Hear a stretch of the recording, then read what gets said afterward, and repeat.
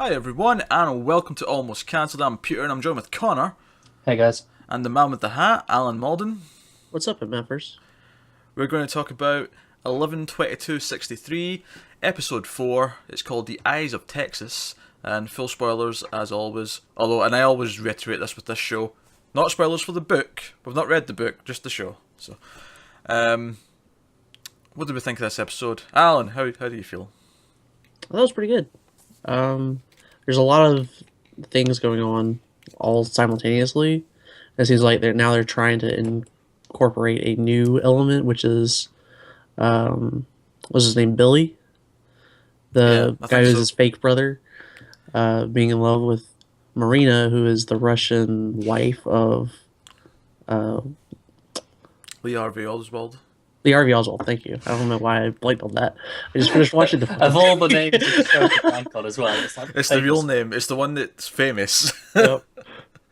But they start adding this in, and I talked to Mindy about this, my wife, and she's read the book and everything. And I asked her because it feels a lot like this character doesn't really do a whole lot. And he's kind of like taking away from the story more than he is adding to it, to me at least. And she's like, yeah, he's not really in the book that much at all. Alright, okay. So that's something they've expanded upon. Yeah.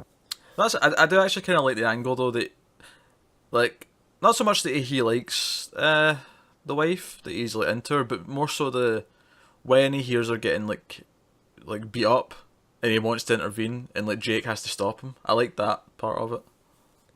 Yeah, it's interesting, but I just feel like he's totally unnecessary for the I story. felt like it was just a bit predictable as well. Like before even right at the start where he looks out the window at her, when he says, "Oh, don't get involved with them. Don't let them know who you are," and I knew exactly where it was going to go with him going for her, and it just feels predictable and just kind of there to fill out the time almost. Yeah. Otherwise, though, we had Jake getting closer to Sadie, and they still have really good chemistry. Yeah. And I thought there was a lot of good moments with them in this episode. And of course, it's kind of the main gist of this episode is them getting closer and her actually getting hints that there's something more to know about him. Mm-hmm. And our ex-husband shows back up, and so we got a lot of interesting scenes in that regard. And I actually, I really like how the principal of the school pulls him aside and like hands him this card. He's like, discretion. Yeah. He just walks off. I was like, okay. Cool. I thought their stuff was good. Because like I said, I think they have good chemistry, and it does set up at the end. Maybe they forced a little bit of suspense out of it more than they needed to with the whole photos under the door. Yeah. Aspect, which kind of felt like, oh, we're just having this to have some, Because something needs to happen this episode. Yeah, because something needs to happen that like his plot where, for me, I'd be happy to just have a character episode that focuses on, the relationships or whatever. Because it's all relevant. I mean, it's all going to be about... Because ultimately he's going to have to make the choice. Because there's that moment in the bed where he says to her, I want to start from this moment. I want to build on this. Yeah. And that's kind of, to me, I'm like, well, what does he mean he just wants to stay here now with her? Because, That's Kind of feels that way, yeah. Yeah, that's the kind of conclusion I drew from that. But I'm wondering if there's more to this husband character, because it seems like they reintroduce him and he really affects her, Sadie, and then he's like, whenever he gets threatened by Jake, it's like, okay, he's just gonna go away now. Seems like it'd be kind of a weird reason just to introduce him, and then he just goes away again. Yeah, I can see him what I mean? popping back up. Yeah. I'll tell you what scene I really liked, though. It's the scene where she tells Jake about how he abused her years ago. And what I really liked about that scene is it was very... It showed the differences of the times that they're both from in a really subtle way. Because she... Like, as soon as he's kind of like shocked to hear this, just because he's like, it's a big thing to hear, and he cares for her, so it's really, hard to hear. And her reaction is immediately that he's disgusted by her now. that he wants to. Then to a modern like person, that's a really weird thing to think they'd assume. Yeah. And he's like, no, I don't think that. I don't feel that way. Like, but he has to try and explain it without just coming out and saying, like why he feels it. Like, it's the differences of the areas they're in. And even when she says that our mother's like, oh no, it's our wife's duty to look after her husband. It's just the time. Yeah, it's just the time, but I liked it because it was like his reaction to it. Because we react the same way he does. Because we are from his era, and he is like a vessel for us almost in this time. Yeah. And her misinterpreting the way he reacts because that's what she expects a man to react now. Because it even goes back to the last episode when she says that she has to keep it hidden that she's a divorcee, because that like a woman divorcee is looked down upon in the 60s. So I really liked that. I thought that was a well done scene. Yeah. Also, we see what was her name? Mimi, Miss Mimi. Yeah. Miss Mimi. Yeah. Yeah, she's getting sicker and sicker, and obviously, I think something has to do with like the time and how he's been screwing around with time there. I think that's going to be part of it. But it's interesting to see how other characters seem to be growing more attached to her now that he's kind of come in there, because it didn't really seem a whole lot like the principal was that attached to her before Jake came around. I mean, he could have been, but we just didn't really see it. But now that he's there, it's being shown more. I think it's because the only time we really saw them interact all together was when he offered her coffee. Yeah, and everyone Yeah. reacted. So we haven't really seen them really interact outside of that until this episode. It's interesting you say that it might be a time travel effect. I never thought of that. You might be right, but it sounds fairly plausible. I wonder if that's why the guy got cancer in the first place. Yeah. For me, what I read that as actually was more just that this is maybe like something that we recognise symptoms of, that Jake's worried about, because he recognises it, but maybe in the 60s, they don't really know about specific types of cancer or specific types of, because there was something else in this episode he references at one point. I can't remember what it was, but he just casually references it. It's the Beatles, I think. And things like that. I like how that slightly comes in, and then sometimes it's more fun. Like, I really enjoyed when Mimi shows up at his house and like says, oh, your backstory doesn't add up, you don't have this documentation from here or whatever, and he tells her the plot of The Godfather to get himself out of it. Yeah. I like how he says like witness protection, and it's like it's another thing that we don't realise that they don't really think about at the time. Yeah, that was the other one. Yeah, that she doesn't know what witness protection is. Yeah, and I think when he called his friends mates. Yeah, that was the Beatles bit. Yeah, because that's a really British thing. Yeah. Yeah.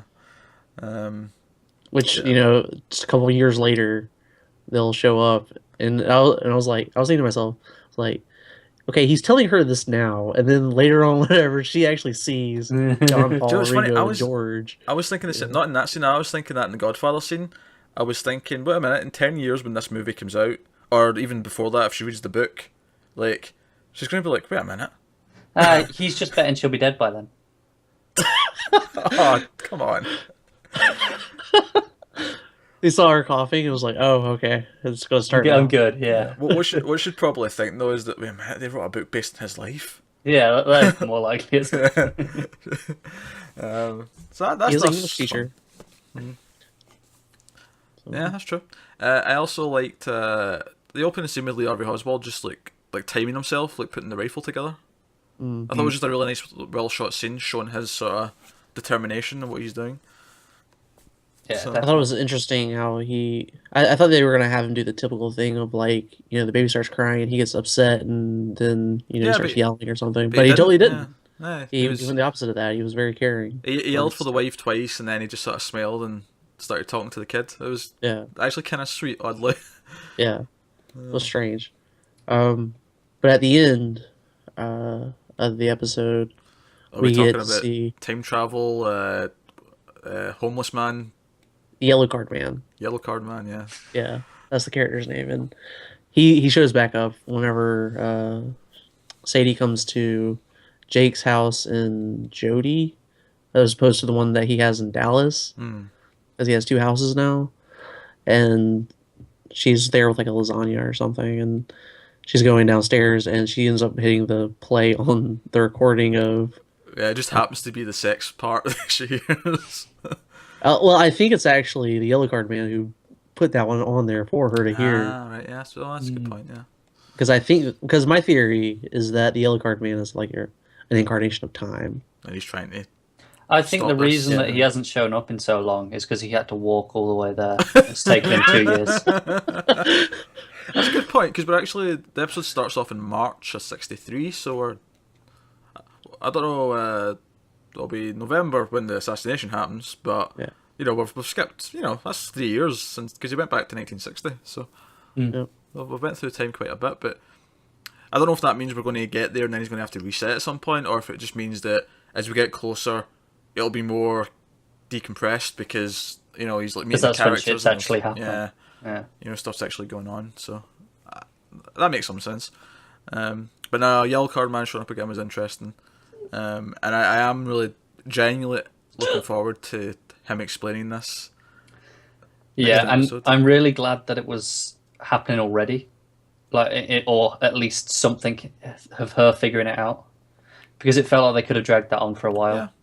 And I'm glad it was like, okay, we had one solid episode focused on them, and then something's going to have to happen with it in the next one, presumably. Yeah. And part of me does hope that he just shows the evidence that says he's from the future and explains that he's from the future and does it quickly. Just because it always annoys me in moments like this when they still try to give some bullshit lie to explain it. Yeah. And that will frustrate me a bit. So I hope that he just comes clean, and even if she doesn't believe him at first, that's fine. She can not believe him and then be convinced later. But just tell the truth, man. I get really frustrated when TV characters lie to each other. When I think, no, this would just actually go smoother if you just tell the truth. Sometimes the truth's just the easy option, and it makes sense. You listen, CW? Fucking Arrow.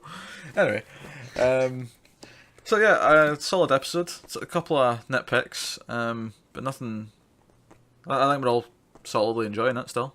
Yeah. Yeah. And we're halfway through. We've got 4 episodes left, so let's see how this shakes up next week. So yeah, that's The Eyes of Texas, episode 4 of 11/22/63.